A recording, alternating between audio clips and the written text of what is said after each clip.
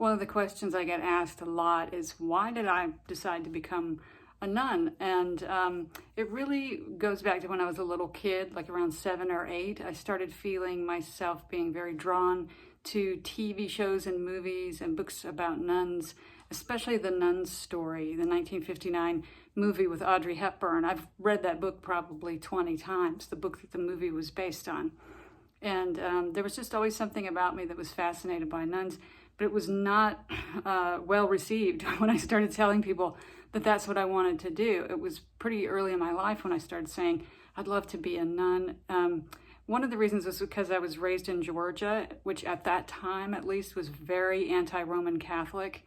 And the idea of me converting from Southern Baptist religion, which is the religion of my youth, to Roman Catholicism was not acceptable. And also because my culture, my friends, my family, everybody thought the only way for a woman to be happy was to get married and have kids. And people would say, you can't be a nun because you have been created as a woman to have children.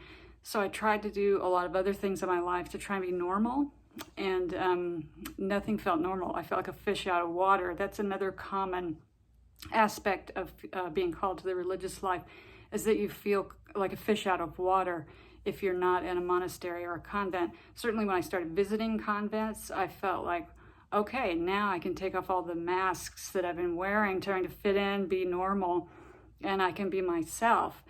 And that feeling has never gone away. It feels like through therapy and through working on myself for decades, I finally got in touch with my authentic self. I started being courageous enough to present that authentic self to people. You know, I'm a person of faith. I go to church, which is not very popular these days, let's face it.